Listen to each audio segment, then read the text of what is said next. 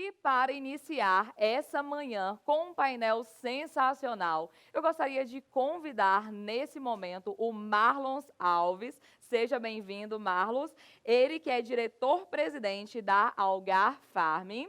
E para participar desse painel, Marlos, nós teremos a participação dos convidados Carlos Eduardo, ele que é CEO da CMAA, que é a Companhia Mineira de Açúcar e Álcool, o Gabriel Junqueira, que é CEO da Bioenergética Aroeira, e também teremos a participação do Guilherme de Andrade, ele que é gerente de serviços compartilhados da Ipiranga Agroindustrial. E esse tema, já vamos começar com esse tema, setor inclusive, uma cadeia produtiva inclusive que é tão importante para o nosso setor, para o agronegócio brasileiro. Inclusive, no início ali, mais na pandemia, a gente viu que foi um setor que foi bastante impactado e hoje vocês vão falar um pouquinho sobre isso também, sobre o quanto foi impactado e como que está isso agora, nesse exato momento? Exato, é isso mesmo, Camila. Te agradecer aí pela introdução. E a ideia é aproveitar aí o know-how aí dos feras aí do setor sucroenergético para a gente poder trocar essa ideia aqui e aprender um pouquinho, começar o dia com chave de ouro, né? Exatamente. Então, assim vamos começar. Já pega papel e caneta, porque o dia de hoje vai ser incrível. Vamos lá. Obrigada. Bom, vamos lá. Primeiro eu queria agradecer aí vocês terem aceitado o convite aí, o Carlos Eduardo, né, o Gabriel, o Guilherme. Para nós é uma satisfação tê-los aqui e com certeza vocês vão poder contribuir e enriquecer todo o contexto aqui da Farming Show. A gente está muito feliz porque ontem foi um dia que superou todas as expectativas, tivemos aí picos de até 5.000 aí, visualizações no YouTube, então foi bem rico o dia e hoje com certeza vai ser da mesma forma. Primeiro eu queria que vocês começassem falando um pouco, cada um de vocês, falando resumidamente aí das suas operações, geografias, como vocês estão localizados, em que região, enfim. Falar um pouquinho de cada uma das operações. Podemos começar por você aí, Cadu. Pode ser, vamos lá. Maravilha, Marlos. Primeiro, eu que agradeço o convite. Nós que somos parceiros da Algar Farming aí há alguns anos, é um prazer estar aqui com vocês falando hoje, principalmente num grupo seleto desses de amigos, do Gabriel e do Guilherme, que estamos nessa caminhada aí há bastante tempo. Bom, a CMAA é uma empresa relativamente nova. O ano passado ela fez a 10ª safra dela. O grupo é composto por 3 unidades industriais. A primeira delas foi um Greenfield, que teve a sua primeira safra em 2010, é a Vale do Tijuco. Ela está localizada no município de Uberaba, mas ela fica exatamente localizada entre Uberaba e Uberlândia. Como bom mineiro, ela fica em cima do muro. Fica exatamente na metade dos 2 municípios. A segunda unidade do grupo é a Vale do Pontal. Foi uma aquisição que nós fizemos em 2016. Era uma operação do Grupo ADM. Ela fica em Limeira do Oeste, na ponta do triângulo, por isso Vale do Pontal. Fica às margens do Paranaíba, dividindo aí Minas com Goiás. E mais recentemente, em 2017, final de 2017, começo de 2018, a gente fez a aquisição da usina Canápolis. Ela fica exatamente no município de Canápolis, entre Canápolis e Tuiutaba. Isso faz as nossas 3 usinas estarem localizadas no Triângulo Mineiro, e nossa sede está localizada na primeira unidade do grupo, que é a Vale do Tijuco, que esse ano vai moer 4.900.000 toneladas, a Vale do Tijuco. Perfeito. Obrigado, Cadu. Gabriel, vamos lá? Vamos lá, bom dia, Marlos, bom dia para todo mundo, Cadu, Guilherme. Primeiro, agradecer a participação, o convite, Marlos. Nós que nos conhecemos aí há alguns anos e vem tratando aí sobre vários assuntos do agro. Parabenizar o primeiro dia da Farming Show, foi ótimo, eu consegui assistir algumas sessões, acho que foram muito, muito proveitosas. A Bioenergética Aroeira é um projeto Greenfield, é um dos mais novos projetos aí naquela onda de novas usinas pós 2003, 2004. Estamos localizados a 50 quilômetros de Uberlândia, no município de Tupaciguara. Hoje é uma usina que produz açúcar VHP, 100% exportação, etanol anidro hidratado, e recentemente nós concluímos a implantação de uma central energética para cogeração de energia, onde nós estamos exportando hoje próximo de 30 megas. Então, esse é o perfil da empresa e estou aqui à disposição para enriquecer aí o debate com vocês. Perfeito, Gabriel. Guilherme, fala um pouquinho para a gente. De novo, primeiro, bom dia para todo mundo. Agradeço o convite, a oportunidade de estar junto com o Cadu e com o Gabriel. Um grupo nosso, um pouco mais antigo, minha família era de fornecedores de cana, eles entraram em sociedade com a família Cunali na primeira usina nossa, que foi em Mococa, uma usina que moía 1.700.000 até o ano passado, esse ano vai moer 2.300.000, fizemos uma expansão lá e começamos produção de energia elétrica, geração de eletricidade com biomassa. A gente tem uma segunda unidade, adquirida 2 anos depois, ali, na década de 90, em Descalvado, que era da família Scatena. Lá a gente moe 1.700.000. E temos uma terceira unidade, que é um Greenfield, também foi construída ali no boom da cana, 2006, 2007, que é a unidade de Acanga, a maior unidade do grupo nosso hoje, moe 3.200.000. Também é a única unidade nossa que faz etanol anidro. As outras fazem hidratado e fazem açúcar VHP. E a gente está começando a cogerar esse ano na unidade de Mococa, e a Acanga já cogera faz tempo. E estamos com um projeto em andamento para começar, já está em andamento, começa agora tivemos uma reunião ontem de biogás, para começar a fazer biogás de vinhaça na unidade de Descalvado, que é próxima ali de São Carlos. Perfeito, obrigado, Guilherme. Então, pessoal, acho que para começar aqui, para aquecer, eu vou trazer um tema que acho que todos aqui estão vivendo, eu acredito que todos aí convivem com, ou pelo menos as usinas que estão mais próximas aqui, eu não sei lá a realidade do Guilherme, mas a gente está convivendo com um cenário de muita agitação nas commodities, né? Aí principalmente falando de soja e de milho, que tem tido preços em reais aí bem atrativos. Eu queria que vocês comentassem o que isso tem afetado no setor ou na estratégia das suas companhias e como vocês estão enxergando isso, né? Então, essa relação de soja versus cana versus milho, enfim, como que vocês estão vendo isso? Podemos começar com você, Gabriel. Bom, Marlos, essa pandemia, né, que aconteceu ali em março, ela trouxe problema para vários setores, né, mas felizmente o agro está passando sem maiores problemas, muito ajudado pelo dólar, né? A gente sabe que os preços históricos, Nova York e Chicago, né, Nova York, no caso de açúcar, e Chicago, no caso dos grãos, não estão em altos, não estão nos preços mais altos historicamente, mas o dólar ajudou todos. Então, o que as usinas, no caso aqui da Bioenergética Aroeira e das usinas onde tem oportunidade de ter plantio de soja, a nossa visão é de que o açúcar e o etanol também estão acompanhando essa remuneração. Hoje a gente vê tela de açúcar para os próximos anos com preços que nunca aconteceram no passado e muito acima do que nós vimos nos últimos 2 anos.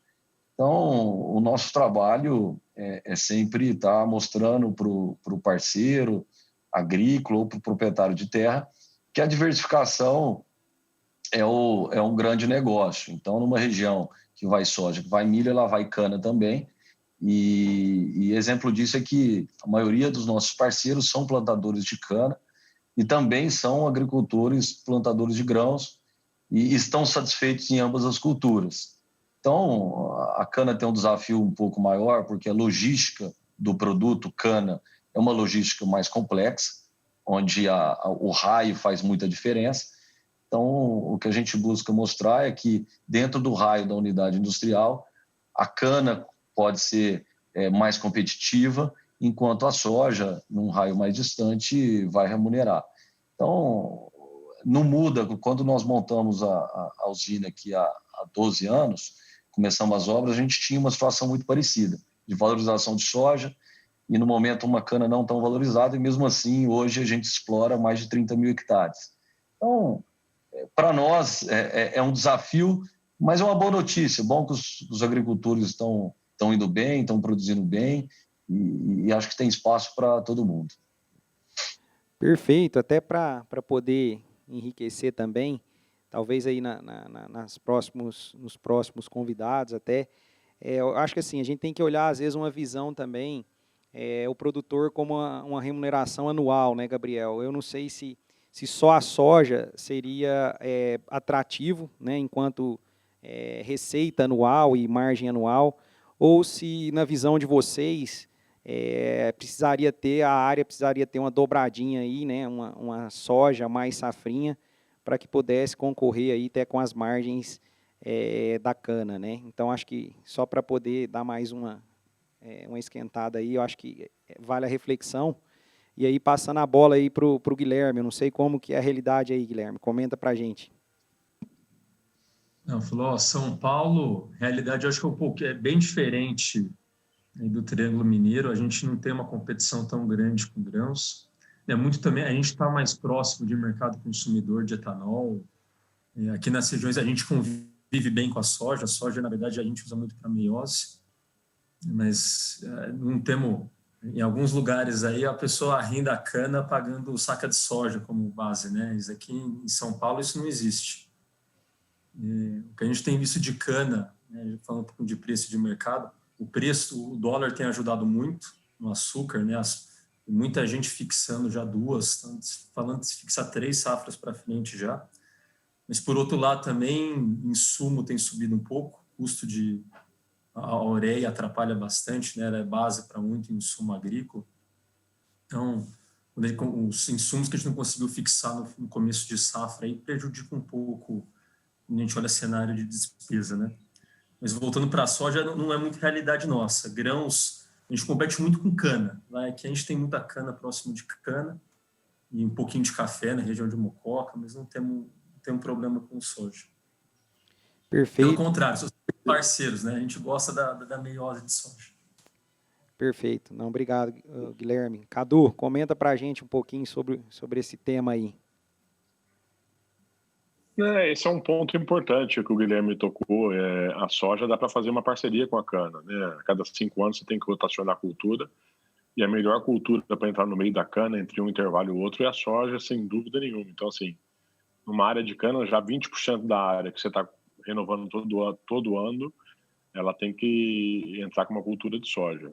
Os preços da soja, sem dúvida, estão excepcionais este ano, mas o Gabriel pontuou bem. O preço do Consecana ele aponta mensalmente, né? Diferente do preço da soja, que ele apresenta um preço de uma vez só. Eu acredito que a cana continua sendo super competitiva. A gente acha que a gente vai ter preços espetaculares esse ano também, em função do açúcar, dos níveis do dólar que está aí. A gente ouviu o ministro Paulo Guedes falando aí por todos os cantos que ele quer um Brasil de juro barato e câmbio desvalorizado, que eu acho que faz todo sentido do mundo, que a gente é um país que produz commodity. Então, esse câmbio onde está é bom para a agricultura como um todo. Nós que somos agricultores, que produzimos da terra e não agregamos tanto valor no nosso produto, nós temos que ter esse câmbio onde está, porque ajuda a gente a ter margens melhores e abrir esse país. Então, acho que a disputa é saudável, acho que não pode olhar para um ano, eu acho que você tem que sempre olhar a média, quanto que deu em média a soja nos últimos 5 e quanto que deu cana em média nos últimos 5. Mas, assim, de novo, eu acho que a agricultura como um todo vai ganhar dinheiro esse ano e tende a ganhar nos próximos anos se a gente continua com essa política monetária de dólar mais alto e juro mais baixo. Perfeito. Falando um pouquinho de processos digitais aí, eu vejo que a realidade das usinas, a gente tem duas frentes, né? A gente tem uma frente aí muito operacional, que são as frentes de plantio, de colheita, enfim, tratos culturais. E nós temos também a frente da indústria, né? Como que vocês enxergam esses processos, né? Sob um horizonte de operações, né, a campo e na indústria, né? Nessa nova realidade que a gente está vivendo, o que vocês têm feito e como vocês enxergam esse ponto sobre essas duas óticas aí? Podemos começar com você, Cadu, que já está aí, vamos alternando. Obrigado, Marlos. Olha, é um investimento maciço e constante. Quando a gente começou, no começo aqui, que não tem tanto tempo assim, era tudo manual, tudo por etiqueta, tudo manual. E a gente vem investindo maciçamente em tecnologia, em como digitalizar tudo, tirando a mão do homem, né? Tirando que o homem erre menos possível. A gente ter nossa frota 100% monitorada online, de dentro de um COI, onde a gente conversa com os nossos operadores, vê o que está acontecendo, tem informação dos caminhões em rota, eles chegam, passam a informação automaticamente para dentro da balança, e o investimento maciço em processos dentro da indústria para que ela seja mais automatizada e segura possível. Então, é um investimento que não acaba nunca, ele tem que ser contínuo para continuar essa digitalização do campo, né? Essa operacionalização digital do campo. Então, a gente investe pesado nisso, continua investindo. Esse ano, estamos desenvolvendo rede de dados internas no campo para que a nossa realidade seja que venha, né, o 4.0 da indústria e do campo em conjunto para a gente ter um processo integrado como um todo, né? Então, a pandemia nos ensinou bastante, né? Antes da pandemia aí, a gente tinha um processo muito de back-office ainda, que a gente achava que não dava para ser feito remoto. Quebramos um monte de paradigma dentro da companhia. Estamos com quase 80% do nosso staff em home office e trabalhando normalmente. Então, acho que a pandemia ajudou a gente a investir ainda mais nesses processos automatizados, nesses processos externos, para que seja a realidade daqui para frente. Perfeito. Em termos da indústria ou mesmo das operações, teve algum impacto de contratação a mais? Enfim, teve alguma coisa que impactou a pandemia? Olha, impactou sim, principalmente no transporte de pessoas.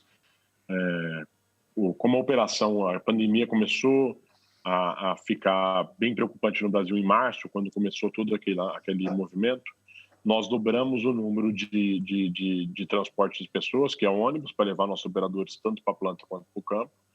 A gente fez isso como espaçamento social, além das máscaras, álcool em gel, desinfecção, tudo que a gente fez. O maior impacto foi em transporte de pessoas, porque a gente dobrou a frota, tanto de ônibus quanto de vans, para dar um distanciamento dos nossos colaboradores e preservar a saúde e a integridade deles no dia a dia. Então, o maior impacto de custo que a gente teve foi o aumento da frota para levar a nossa turma para o campo. Perfeito. Obrigado, Cadu. Guilherme, pode comentar para a gente aí sobre esse tema?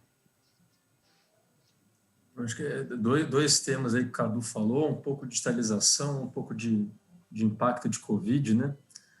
A gente, até, vamos começar pela área de back-office nosso, se você perguntasse em fevereiro se era possível uma usina ser tocada com a pessoa trabalhando de casa, a gente ia falar que isso é louco, né? Que não tem como fazer isso.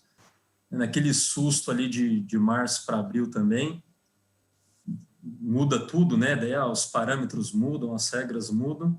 Colocamos 100% do pessoal administrativo nosso em home office. Eles permanecem até hoje. E a gente continua avaliando, vamos avaliar até novembro. Isso que a gente tem percebido é que, primeiro, ter uma satisfação do funcionário, né? Lembrar que uma realidade nossa de agro, o cara demora para se deslocar da casa dele para o ambiente de trabalho, demora para voltar. Então, ele 40 minutos que ele acorda mais tarde de manhã, acabou o horário de serviço, ele já está na casa dele. A gente vê uma satisfação pessoal, isso se refletindo em produtividade, né? Quando você trabalha num regime de home office, você para de estar olhando a pessoa, você tem que ter as metas muito bem definidas e fazer essa gestão cobrando meta, cobrar os entregáveis aí, né? Então, tem sido uma experiência feliz para a gente pretendemos continuar no âmbito operacional, né? Levamos para as pessoas que não puderam estar de home office.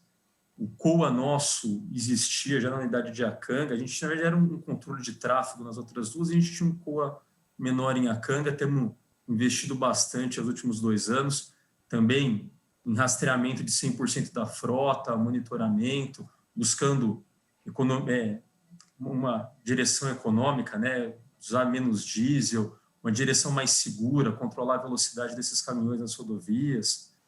Então, acho que a digitalização ela vem para melhorar o processo como um todo, né? Os próprios apontamentos, tempo que você perde de trazer papel para campo, abrir OS, a gente vem instaurando processos para fazer isso eletronicamente.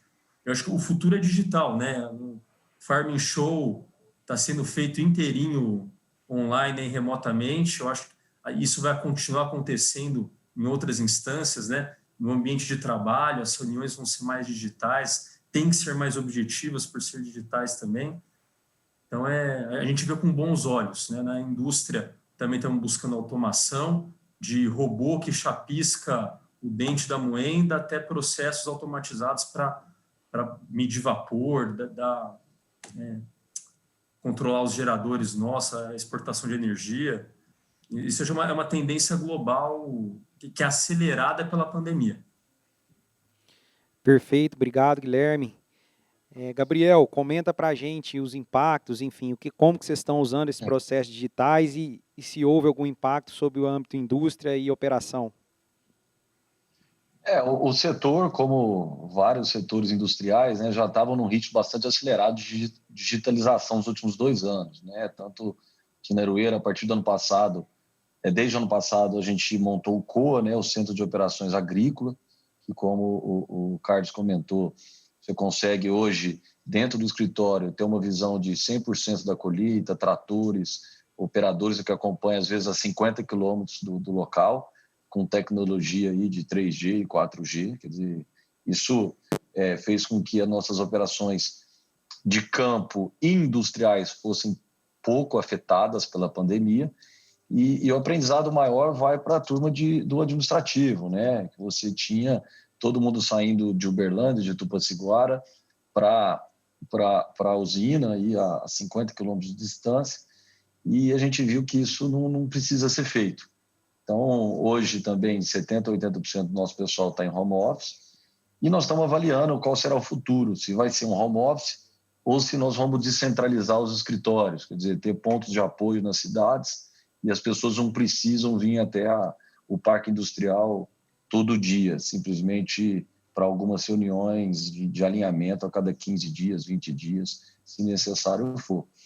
Então, a pandemia só acelerou um processo que nós aqui já estávamos buscando, e eu acho que é o futuro no sentido de redução de custo, principalmente, de continuarmos sermos competitivos e termos sucesso nesse mercado aí de commodities, onde a gente compete com todo mundo. Perfeito. Ainda em relação à pandemia, como que vocês estão atuando frente às comunidades? O que as empresas estão fazendo com esse relacionamento com as comunidades? Se existe alguma ação efetiva, como vocês estão enfrentando isso junto à comunidade e também as políticas locais, né? Eu queria que vocês comentassem sobre isso. Podemos começar com o Guilherme. Não, filho, primeiro, eu vou começar a falar do público nosso, né, como funcionários e as famílias. A gente já tinha um 0800 de apoio financeiro, jurídico e psicológico. Acho que no momento de pandemia, né, gera ansiedade, né? Tem gente que perdeu o emprego, os familiares de pessoas que trabalham com a gente ficaram desempregados com esse desaquecimento da economia. Então, um papel é esse, né? Como é que a gente, como empresa, consegue dar apoio para os nossos funcionários e para os seus familiares. Outro é para as cidades onde está envolvido, né? A gente, em muitas cidades onde nós estamos, né? Por exemplo, aqui em Iacanga, onde eu estou hoje, a gente é de longe o maior empregador, né? E o maior contribuidor de impostos para o município.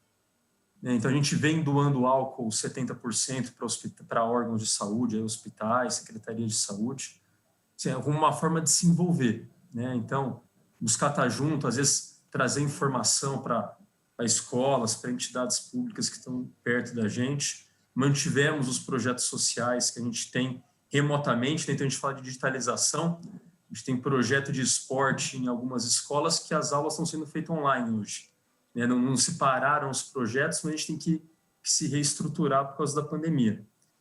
Então, lembrar que no final do dia, né, o nosso negócio não parou. O agronegócio, uma atividade essencial, não pode parar. A praga, o fenófilo não vai deixar de comer a cana por causa da pandemia. Então, é até uma forma de gratidão com as comunidades que continuam colaborando com a gente. Perfeito. Obrigado, Guilherme. Gabriel, você pode comentar um pouco? O que nós fizemos, na mesma linha que o Guilherme falou, é doação de álcool em gel, álcool 70% para as comunidades. Aqui fizemos alguns eventos para arrecadação de alimentos, doamos várias cestas básicas para aquela população mais carente, autônoma, que não tem como sair de casa na época do isolamento social. E o Gui falou uma coisa muito interessante, a usina... A grande maioria das usinas são as maiores empregadoras dos municípios onde elas atuam, né? Então, a relevância social de uma unidade industrial é muito alta no caso de usina. Então, é como se fosse parte da própria cultura nossa, tá dando apoio e ajudando com que a comunidade local prospere e tenha uma melhora da qualidade de vida da população. Afinal, ninguém quer desenvolver um negócio em um lugar muito carente, com muitas necessidades. Acho que isso é parte da cultura das usinas, de boa parte das usinas do Brasil. Então, a gente só intensificou o trabalho que já faz parte da nossa cultura aqui na Uruguai. Perfeito. Como a CMAA tem encarado esse ponto aí, Cadu?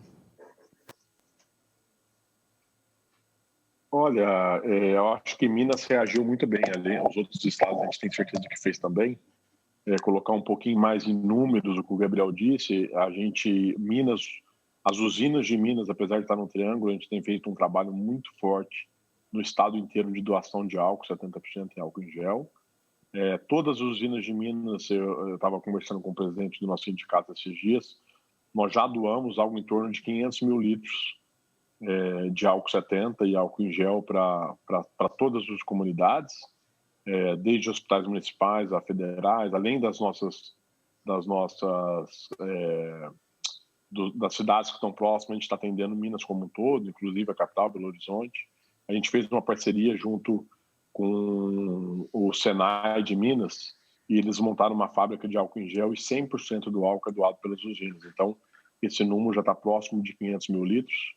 A gente continua doando, as usinas continuam abastecendo essa fábrica de álcool em gel do Senai, para a gente, enquanto houver pandemia, o setor vai contribuir para não deixar desassistido comunidades carentes por falta de álcool para fazer a higienização e diminuir o contágio do coronavírus. Então, eu acho que o setor em Minas aqui se uniu, é muito unido, e a gente vem ativamente participando para deixar as comunidades, além das ações locais, igual o Gabriel falou, que a gente faz localmente, a gente já fazia, continuamos fazendo, mas em termos de pandemia, o que a gente vem fazendo muito forte é a doação de álcool em gel, organizado pelo nosso sindicato, junto com o Senai de Minas.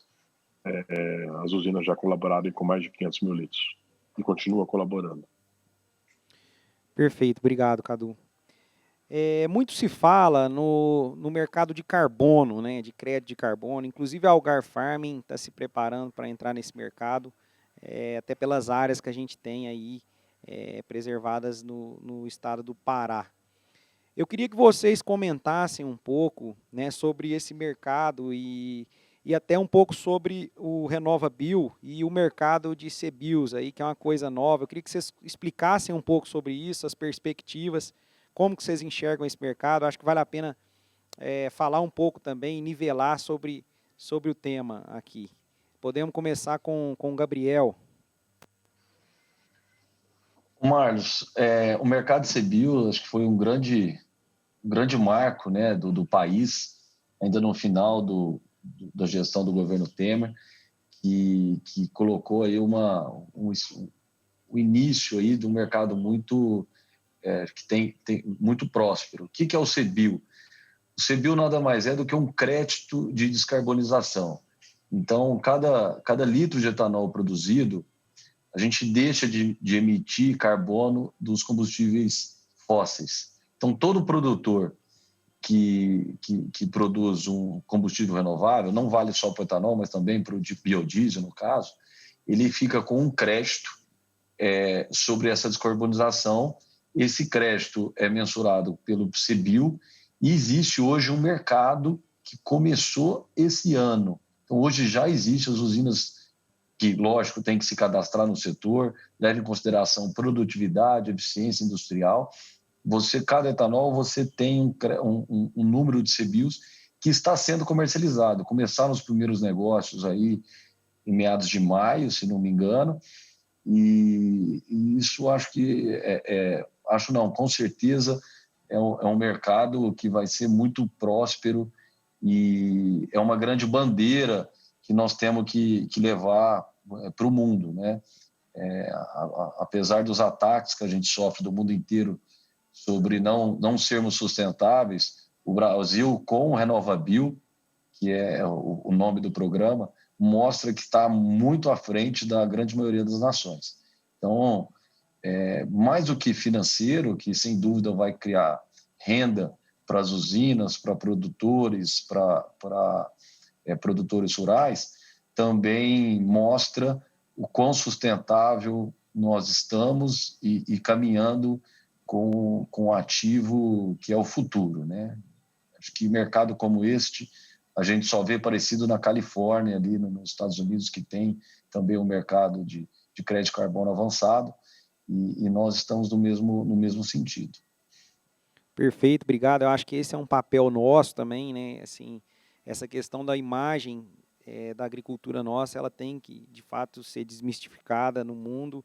E ontem a gente comentou em vários painéis sobre isso, né? Das áreas de cultivo, inclusive, que a gente tem uma área que não atinge os 8% de cultivo, né? Com uma área preservada enorme, um potencial de exploração de pastagem ainda também enorme. E agora esse mercado, tanto do crédito de carbono como da CBIOS, enfim, de fato temos um horizonte muito bom em relação a isso. Carlos Eduardo, pode comentar para a gente um pouquinho aí sobre sua visão em relação a esse mercado? Posso sim, Marlos. Eu acho que o Gabriel falou, esse crédito de descarbonização é muito mais do que o valor financeiro, o prêmio para quem está produzindo combustível limpo, é tentar mostrar um pouco para o mundo o quanto a nossa agricultura é sustentável, o quanto a gente faz por esse país. Porque a gente é visto lá fora, a gente vende muito pouco a nossa imagem lá fora, isso falta muito no agro. A gente tinha que ser mais unido para mostrar lá fora o quão bem o agro é bom, porque eles lá fora só vêm achando que a gente está destruindo a Amazônia, que a gente está pondo fogo na Amazônia, e a gente não consegue mostrar o lado bom, que é muito maior do que isso.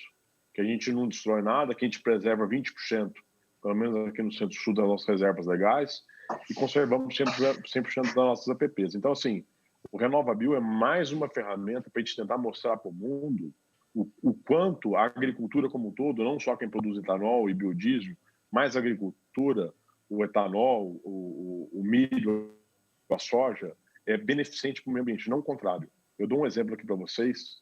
Um sócio da Indonésia, nós temos um sócio na Indonésia, e o ano passado estava vindo um chefe de auditoria deles quando a gente estava no meio daquela queimada da Amazônia, a Amazônia pegando fogo, o Bolsonaro xingando, brigando lá com o resto do mundo, falando que isso não estava acontecendo. Eles desceram aqui, era um auditor deles, a primeira coisa que eles perguntaram no avião na hora que chegaram na usina era: aonde que está a Amazônia, aonde que está o fogo pegando? Eu falei, não, nós estamos a 5 horas de voo daqui na Amazônia. Então, assim, a gente não consegue, eles não conseguem ter a dimensão do que é isso, mas não conseguir a gente não mostrar isso para fora. Então, muito agro vender nossa imagem lá fora, eu acho que falta organização, falta vontade do agro como um todo, me incluo nisso, para a gente mostrar os nossos potenciais, mostrar o que a gente tem de valor, mostrar o nosso combustível renovável. E o RenovaBio, como o Gabriel falou, é mais um elemento aí para a gente tentar mostrar para o mundo que nós somos sustentáveis de fato. Obrigado, Cadu. Guilherme, como que vocês estão enxergando essa questão aí na Ipiranga?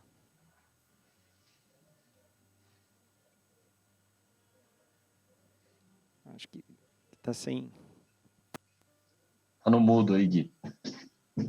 Está no mudo aí. Vou tentar complementar mais um pouquinho ainda. Não, eu queria só voltar um pouquinho para contar essa história do CBIO, né? Da onde que surge RenovaBio tudo. O Brasil, no Acordo de Paris, estabeleceu algumas metas aí ambientais, né? Vários países do mundo. A gente se comprometeu a reduzir desmatamento na Amazônia e no Cerrado, que não está acontecendo, né? E uma das metas era aumentar os biocombustíveis na matriz energética nossa, né? O RenovaBio vem nesse sentido. A gente vê, às vezes, em notícia aí, o pessoal criticando Paulo Guedes, criticando política econômica nossa, porque fala de uma economia que não é tão limpa. Isso não é verdade. O CNPE ontem definiu as metas de aquisição de CBIOs das distribuidoras. Os números não saíram ontem, mas a reunião não saiu hoje, mas a reunião aconteceu ontem. Assim, o que isso está sinalizando, né? A gente busca cada vez mais ter combustíveis mais renováveis. A gente falou de soja antes, né? Estava falando do projeto nosso de biogás aqui na Ipiranga. Quando a gente fala de CBIO, não é só etanol. Etanol é biodiesel, é biogás, é biometano. São combustíveis renováveis. Porque o setor nosso, a gente gera uma externalidade positiva, vai? A gente fala de pagamento por serviços ambientais. O setor nosso faz um serviço ambiental. A gente produz com baixíssimo impacto ambiental, preservando reservas legais, áreas de preservação permanente, né? Em contrapartida, as alternativas geram uma externalidade negativa, né? Um diesel convencional derivado de petróleo, a gasolina, tem um impacto poluidor, faz mal para a saúde humana. Então, um setor como o nosso, né, deveria ser pago por esse serviço ambiental. O CBIO tem esse conceito, né, de incentivar essas políticas ambientais, de certa forma remunerar quem está fazendo algum serviço ambiental, né? Infelizmente, é pouco divulgado, né? É um mercado que vai ser grande. A gente estima que na Ipiranga, dada a produtividade nossa, a base é 2018, a gente se credencia em 2019 com base em 2018, estamos vendendo CBIO agora em 2020.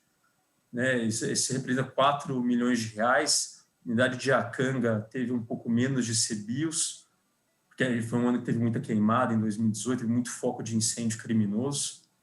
Então, até assim, recurso que pode virar mais também para combater, às vezes, pescador que faz fogueira, esquece de apagar, ou apaga indevidamente, gente que joga bituca de cigarro. Como é que a gente melhora esse quadro de combate a incêndio nosso, né? Muitas usinas têm planos integrados umas com as outras para combater incêndio, né? Eu falo de queimada porque queimada é um fator importante no cálculo do RenovaBio, tá? De quantos CBIOs você vai ter, né? E ter assim, uma fase agrícola, uma fase industrial e modais de venda que sejam compatíveis com políticas ambientais, né? Optar por modal, às vezes um etanol duto em vez de modal rodoviário. Eu acho que assim, a gente vê com muitos bons olhos. Para tentar resumir, eu acho que é um prestígio que vem para um setor que colabora ambientalmente, né, e incentiva uma retomada econômica verde, né, que é isso que eu acho que o mundo preza tanto nesse momento pós-Covid. Perfeito. E esse mercado, Guilherme, como que ele funciona em relação ele é um mercado que é da usina ou ele é um mercado que o parceiro também acessa ele? Como que funciona? Acho que é bom ficar claro isso. E o quanto ele já está maduro, né? Essas duas perguntas aí. Então, o RenovaBio, né, ele se aplica para 2 grupos, produtores e importadores de biocombustíveis. Então, na parte de produtor, a gente tem 2 cenários, tem a indústria que processa e tem o produtor que cultiva, né, parte do RenovaBio. Você pode calcular o CBIO com dados padrões. Então, por exemplo, fornecedor de cana nosso, a gente não tem os dados de o tipo de produto que ele aplica, o tipo de insumo que ele utiliza. Então, a gente usa dados padrões. Para a usina, a gente usa dados nossos mesmo, vai? Mas qual que é o conceito? Você tem uma produção, uma fase agrícola, uma fase industrial, que ela tem menor impacto ambiental em relação à alternativa. Então, quando a gente fala de etanol, a gente está sempre olhando a alternativa que é a gasolina. Quando a gente fala de biodiesel, a gente está olhando a alternativa que é o diesel. Tá? Então, a gente vê quanto que você está deixando de emitir em carbono equivalente e você vai ganhar um título, vai um CBIO. Então, é um crédito de biocombustíveis. Isso daí é comercializado em bolsa, na B3, e a distribuidora que ficou a parte obrigada. Então, para ela comercializar X litros de um combustível fóssil, ela tem que ter o equivalente de emissão, né? Um CBIO, uma tonelada de carbono, ela tem que ter o equivalente de carbono em CBIO. Então, na verdade, o que ela está fazendo? Essa ponderação.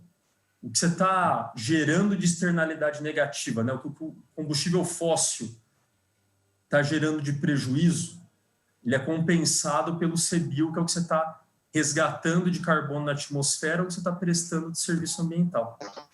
Então, esse é o conceito quando a gente fala em comercialização. Perfeito. Obrigado, Guilherme. Nosso tempo já está encerrando aqui, passa bem rápido. Mas antes eu queria fazer uma última pergunta de qual é a visão de cada um de vocês em relação ao etanol de milho, né? Como que vocês estão vendo em relação à cana? O que vocês enxergam em termos de margem comparado à cana? Se vocês veem isso como um mercado promissor, a visão de cada um aí. Podemos começar com o Cadu. Marlos, eu acho que é um mercado super promissor. Também faz etanol, faz um combustível exatamente igual a gente faz da cana. Você pega as regiões produtoras, principalmente Mato Grosso, Goiás, onde tem um excesso de milho, e se a gente aposta numa matriz energética eficiente, que a gente quer ter uma matriz de longo prazo, de fato renovável, eu acho que é super bem-vindo o etanol de milho, ele vai fazer o papel dele. O Brasil aposta nessa matriz limpa, e o etanol de milho vem para complementar o etanol de cana ao longo do tempo. Então, eu acho que o etanol de milho ele é competitivo, ele tem seu lugar e vai continuar expandindo à medida que a nossa matriz energética continue crescendo, né, o ciclo Otto, e ele vai ter o lugar dele, sim, sem dúvida. O etanol de milho já faz parte do nosso rol de produtos de etanol aí, da nossa produção, e, ao meu ver, vai continuar crescendo. Obrigado, Cadu. Gabriel. Marlos, eu acho que o etanol de milho tem um potencial enorme, que em linha com o potencial de aumento de plantio de milho, né? A gente sabe, você sabe mais do que ninguém, o potencial de expansão da safrinha no norte do país, e esse milho acaba tendo que ser exportado com uma logística desfavorável, né? Pensando que nós temos milho no interior do Brasil, por mais que se faça ferrovias, você ainda está produzindo longe dos portos. Então, o etanol de milho, a indústria de etanol de milho vai absorver parte desse excedente e ajudar com que a expansão agrícola aconteça. E para as usinas que estão localizadas próximo das produções ou no eixo de exportação, é uma oportunidade de entrar também no mercado de proteína animal, que é a linha do DDG, né? O etanol, o milho, você faz etanol, você não faz açúcar, e o subproduto, que no caso da cana é o bagaço, no caso do milho é o DDG, né? É o farelo úmido ou seco, de alto valor agregado, que pode compor muito bem uma dieta animal de alto rendimento. Então, acho que é uma oportunidade para as usinas, acho que tem um momento adequado. Às vezes a gente pode ter algum descolamento de preço de milho e etanol, mas eu acredito que na linha, no futuro, eles estão sempre, no longo prazo, eles estão sempre alinhados. E se você olhar aqui, o petróleo é a grande commodity que puxa todos os grãos, o etanol, o açúcar para cima, né? Vamos falar assim, dos energéticos. Então, que os Estados Unidos é o maior produtor de milho, para etanol, né? É o maior produtor de etanol de milho do mundo e também acaba balizando esse mercado. Então, eu acho que é um futuro promissor o etanol de milho aí no Brasil. Obrigado, Gabriel. Guilherme, eu queria ver a visão de vocês e até que nos explicasse também a diferença em relação à planta industrial, se existe uma adequação ou não. Se você puder puxar esse ponto também aí, seria interessante. Daí eu acho que talvez o especialista vai ser o Cadu. A gente faz etanol só de cana. Estado de São Paulo, aqui não faz sentido ter uma planta de milho. Aqui ainda a cana é muito mais competitiva. Igual o Gabriel contou muito bem, né? A produção de milho está descolada do grande centro consumidor hoje do país, que é o estado de São Paulo.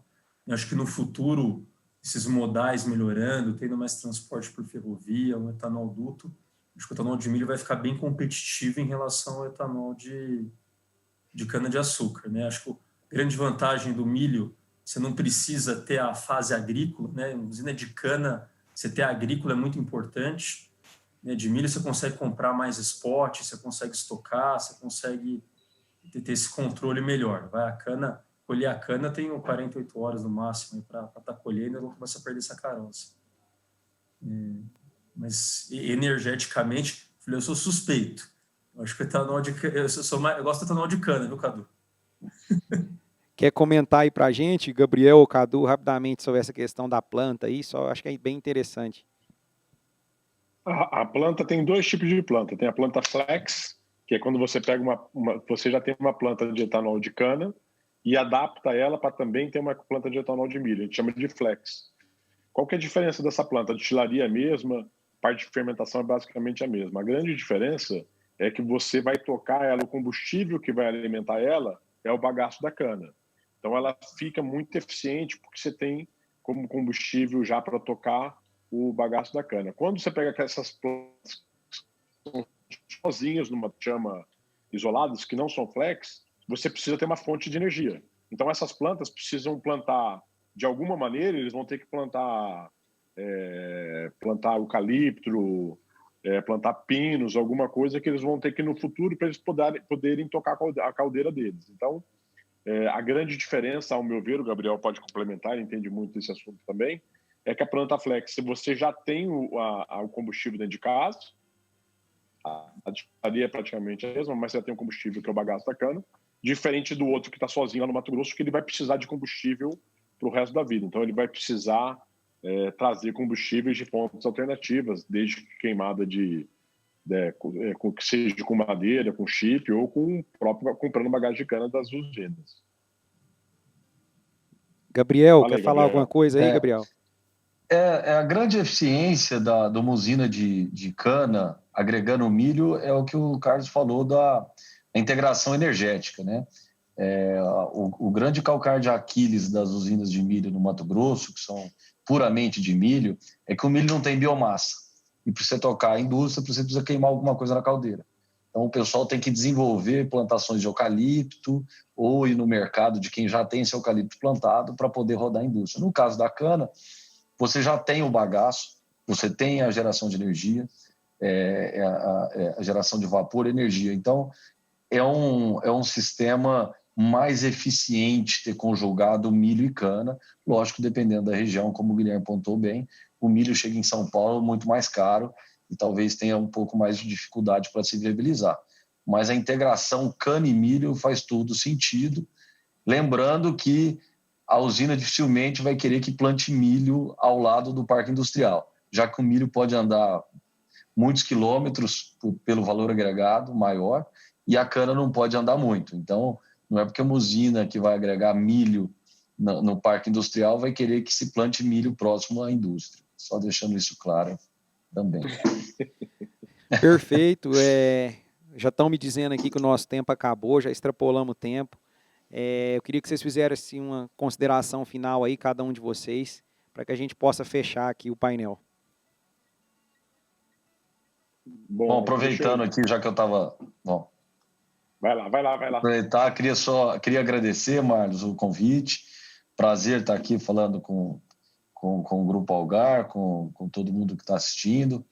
com o Carlos, que a gente já conversa bastante, com o Gui também, que é amigo de longa data, e espero ter contribuído. Agradeço aí a participação, o convite, principalmente, de participar de um painel tão interessante. Obrigado.